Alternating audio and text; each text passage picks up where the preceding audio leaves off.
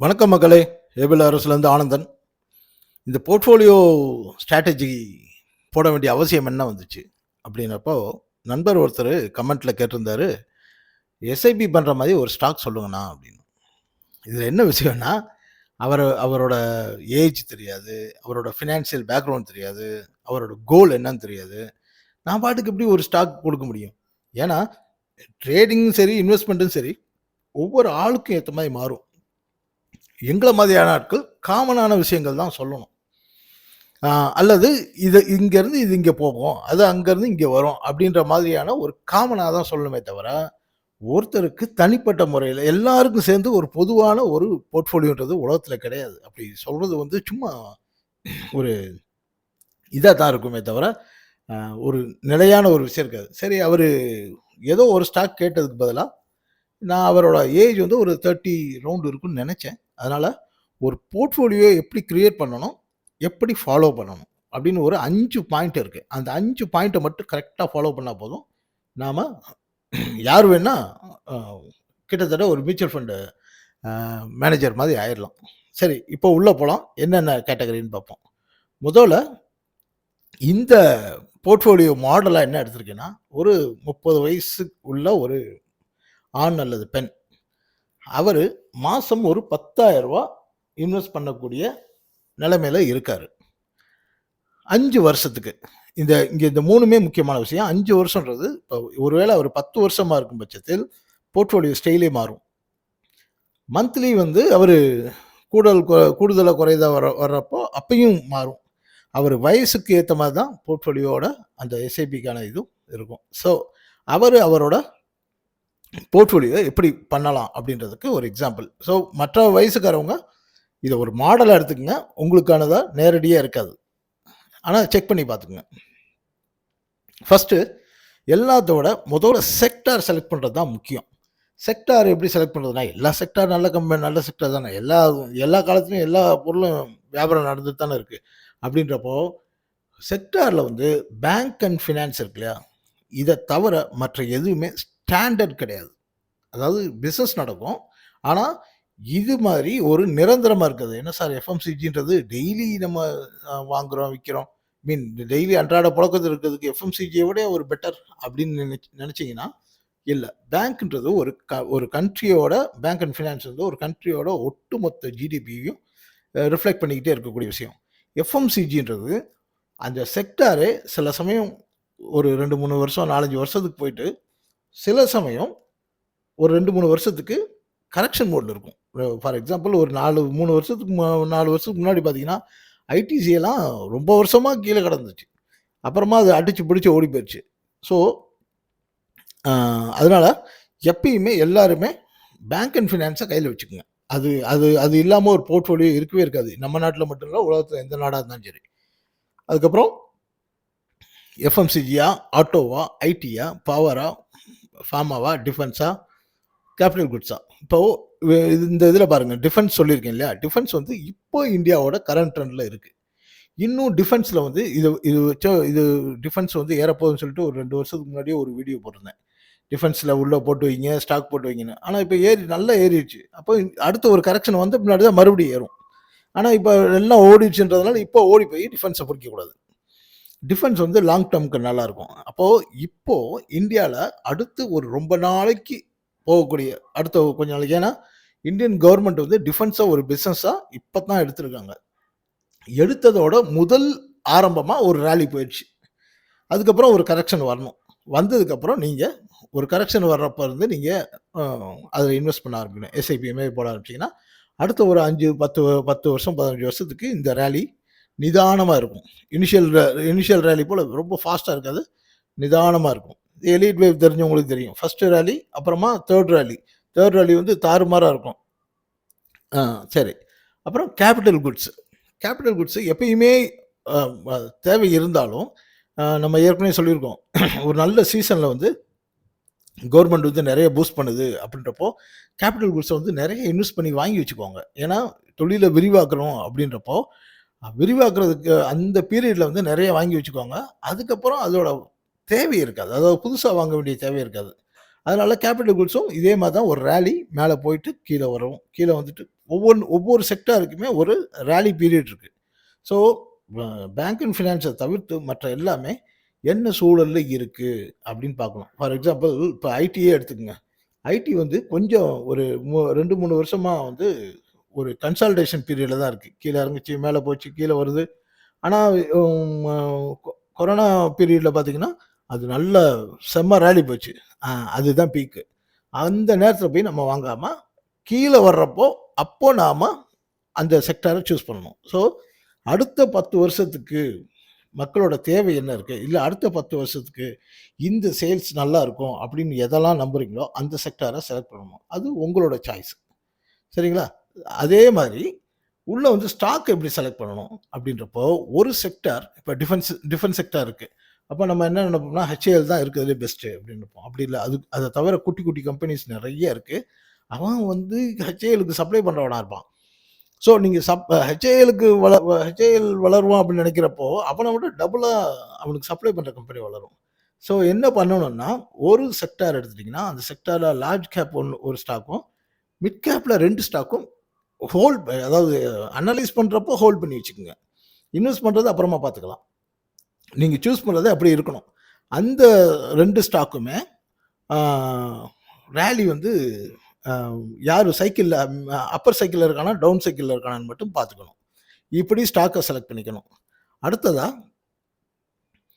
ஆ மொத்தமா நீங்க இப்போ ரூ. 10,000 இன்வெஸ்ட் பண்ண போறாருன்னா, நீங்க 3லேருந்து 4 செக்டார செலக்ட் பண்ணி வச்சுக்கணும். ஒரு செக்டார் கன்ஃபார்ம் பண்ணிட்டோம் நம்ம, பேங்க் அண்ட் ஃபினான்ஸு. மற்றபடி 2 வேணுமா, 3 வேணுமா அப்படின்றது உங்களோட மன அளவு இருக்கு இல்லையா? மனப்பதட்டம் இருக்கு இல்லையா? நீங்க உங்கனால எவ்வளோ தூரம் டென்ஷன் இல்லாம இருக்க முடியுன்றத பொறுத்து இருக்கு. நீங்க நான் கொஞ்சம் ரொம்ப கூல் கஸ்டமர் தான் சார் அப்படின்னா 3 செக்டார் போதும் தான். இல்ல சார் நான் அப்பப்போ கொஞ்சம் பதட்டமா இருப்பேன் அப்படின்னா, நீங்க இன்னொரு செக்டார் சேர்த்து வச்சுக்கலாம். இப்போ அதுல ஒரு லார்ஜ் கேப், ஒரு மிட் கேப் அப்படின்னு எடுத்துக்கணும். ஸ்மால் கேப் போகக்கூடாது. ஏன்னா, இவருக்கு 5 வருஷம் தான் டார்கெட் வச்சிருக்காரு. நம்ம போர்ட்ஃபோலியோ மாடல் வந்து எப்படி வச்சிருக்கோம்னா, 5 வருஷம் தான் வச்சிருக்கோம். அதனால இங்க ஸ்மால் கேப் உள்ள வரக்கூடாது. அவர் ஏஜ்க்கு ஸ்மால் கேப் கொண்டு வரலாம். ஆனா, அந்த பீரியட் இருக்கு இல்லையா? 5 இயர்ஸ் பீரியடு அதுக்கு நீங்க அ ஸ்மால் கேப்ப கொண்டு வரக்கூடாது. ஸோ, இப்போ இங்க நீங்க 6 ஸ்டாக் எடுத்துக்கிறீங்களா? 8 ஸ்டாக் எடுத்துக்கிறீங்களா? அப்படின்றது 3 செக்டார் இருந்தா கூட நீங்க 8 ஸ்டாக் கூட எடுத்துக்கலாம்.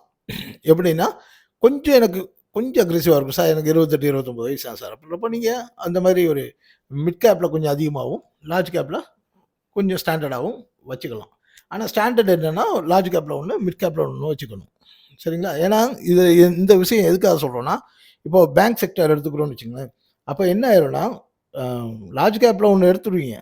ஆனா மிட் கேப் போறப்போ பப்ளிக் செக்டார் எடுக்கிறதா, பிரைவேட் செக்டார் எடுக்கிறதான்ற மாரி உங்களுக்கு கன்ஃப்யூஸ் வரும். அந்த மாரி நேரங்கள்ல இத வந்து யுட்டிலைஸ் பண்ணிக்கலாம். சரி. அடுத்ததா எப்படி சார் இன்வெஸ்ட் பண்றது? நீங்க எவ்வளோ பணம் வச்சிருக்கீங்களோ, அதுல 40% லார்ஜ் கேப்லயும், 60% மிட் கேப்லயும் போடணும். ஏன்னா, மிட் கேப் வந்து கொஞ்சம் வாலடைல் ஜாஸ்தியா இருந்தாலும், கொஞ்சம் வேகமா வளரக்கூடியது.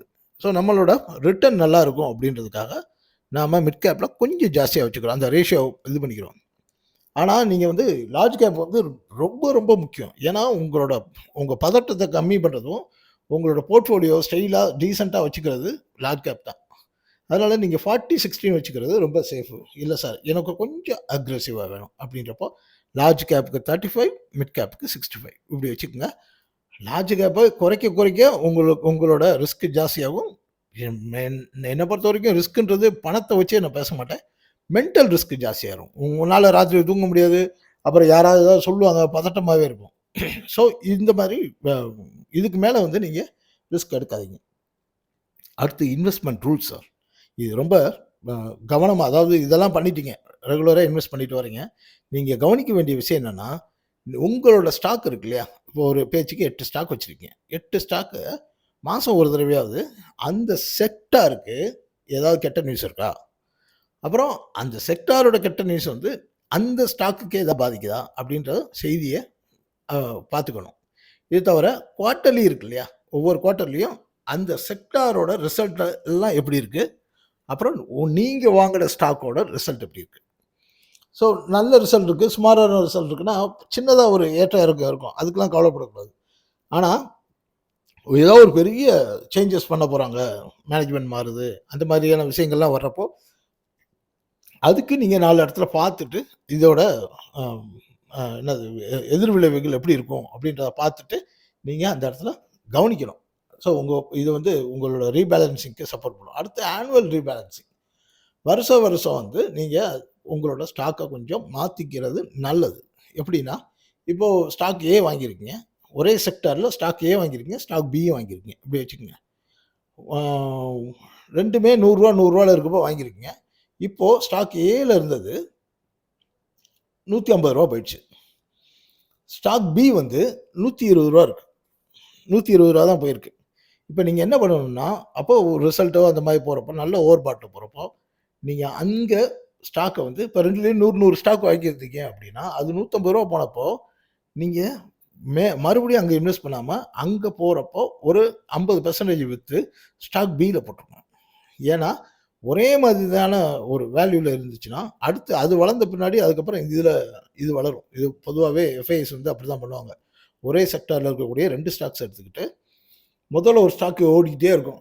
இந்த ஸ்டாக் வேலைக்கே ஆகாதா அப்படின்னு நினச்சிட்டு இருக்கப்போ, அப்படின்னு பார்த்தீங்கன்னா ஒரு 3 மாதம் 4 மாதம் கழிச்சு மறுபடியும் இதில் கொண்டு வந்து இன்வெஸ்ட் பண்ணுவாங்க. என்ன காரணம்னா, எஃப்ஐஎஸும் டிஐஸும் சேர்த்துக்குங்க, இன்ஸ்டிடியூஷனல் இன்வெஸ்டர்ஸ். அவங்க என்ன பண்ணுவாங்க அப்படின்னா, ஒரு செக்டாருக்கு இவ்வளோ பணம் அப்படின்னு பிரித்து வச்சுக்கிடுவாங்க. அந்த செக்டாரில் ஒரு ஸ்டாக்குக்கு போட்டுட்டு இருப்பாங்க. அது கொஞ்சம் அந்த இபிஎஸ் எல்லாம் பார்க்குறப்போ அவங்களுக்கு அதில் கொஞ்சம் ஓவராக போயிட்டோமோ அப்படின்ற நினைக்கிறப்போ, அதுக்கு அடுத்து இருக்கக்கூடிய ஸ்டாக்கில் கொண்டு வந்து உள்ளே இறக்குவாங்க.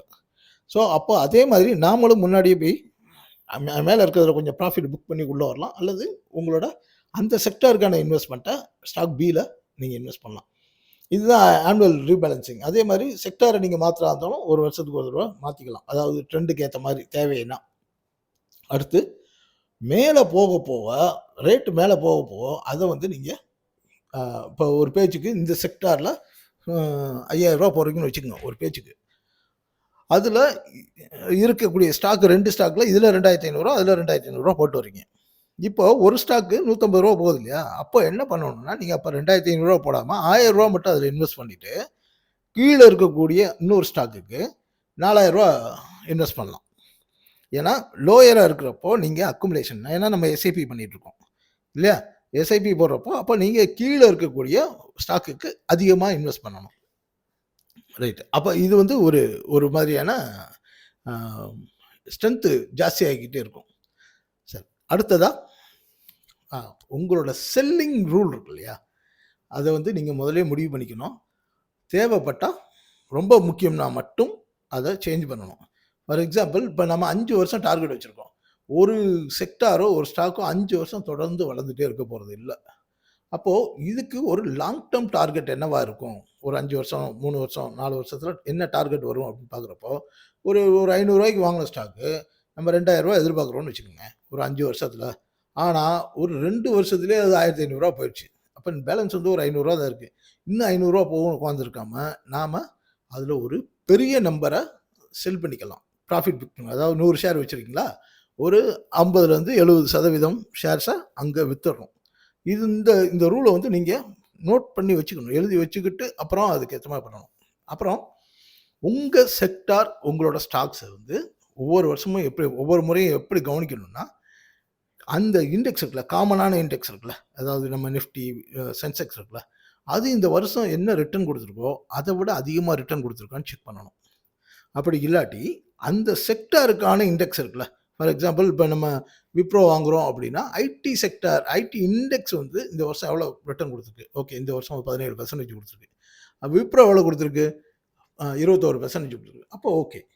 ஆனால் விப்ரோ வந்து 10% தான் ரிட்டர்ன் கொடுத்துருக்கு அப்படின்னா அந்த செக்டாரில் அந்த ஸ்டாக் வந்து யாரோ மதிக்கலை, அங்கே உள்ள ஏதோ விஷயம் இருக்குது, ஏதோ நெகட்டிவான விஷயம் இருக்குது அப்படின்றத நம்ம புரிஞ்சுக்கணும். அதுக்கேற்ற மாதிரி நீங்கள் அங்கே அலைன் பண்ணணும், ரீஅலைன்மெண்ட் பண்ணணும். இந்த 5 ரூல்ஸ் தான் மெயினான ரூல்ஸு. இது தவிர ஜென்ரலாகவே ட்ரேடிங் ரூல்னு ஒன்று இருக்குது. இதோடு சேர்த்து முதல்ல என்ன ஸ்டாக்கு எடுக்க போகிறோம், என்ன செக்டார் எடுக்க போகிறோம், என்ன ஸ்டாக் எடுக்க போகிறோன்றது நீங்கள் தான் முடிவு பண்ணணும். ஆனால் நீங்கள் நெறைய யூடியூப்ஸ் பார்க்கலாம், வெப்சைட்ஸில படிக்கலாம். எங்க எங்க வேணா நீங்க நாலேட்ஜ் கேதர் பண்ணிக்கலாம். யாரோட பேச்ச வேணா கேட்கலாம். ஆனா முடிவ நீங்க எடுக்கணும். முதல் விஷயம். 2வது விஷயம், அ ஒரு ஒரு சிலரோட இந்த ட்ரேடிங் ஸ்டைலு, அ அதாவது இன்வெஸ்ட்மென்ட்க்கான சொல்ற ஸ்டைலு ஒரு சிலரோட தான் உங்களுக்கு பிடிக்கும். அது என்னன்னா, அவருக்கும் அவரோட போர்ட்ஃபோலியோ மைண்ட் செட்டுக்கும், உங்க போர்ட்ஃபோலியோ மைண்ட் செட்டுக்கும் மேட்ச் ஆகுதுன்னு அர்த்தம். அப்போ நீங்க ஒருவேள அந்த ஸ்டாக் பிக் பண்றதுக்காக நீங்க ஃபாலோ பண்ணீங்கன்னா, அந்த ஒருத்தர தான் பிக் பண்ணணும். இவரு சொன்னதுல ஒண்ணு எடுக்கிறேன், அவரு சொன்னதுல ஒண்ணு எடுக்கிறேன், இன்னொருத்தர் சொன்னதுல ஒண்ணு எடுக்கிறேன்றப்போ, உங்க போர்ட்ஃபோலியோ கொலாப்ஸ் ஆயிரும்.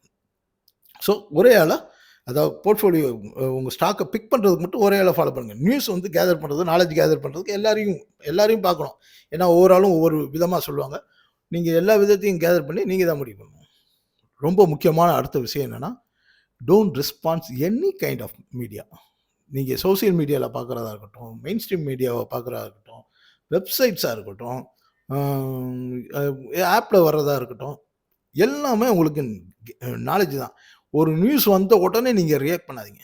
ஐயோ! அவன் அப்படி சொல்லிட்டான். நான் உடனே இப்படி பண்ண போறேன். ஐயோ! இவன் இப்படி சொல்லிட்டான். நான் உடனே இப்படி பண்ண போறேன்னு போகாம, என்ன பண்ணணும்னா, மோஸ்ட்லி நீங்க என்ன பண்ணணும்னா, அந்தந்த வெப்சைட்லயே நீங்க பார்க்கணும்.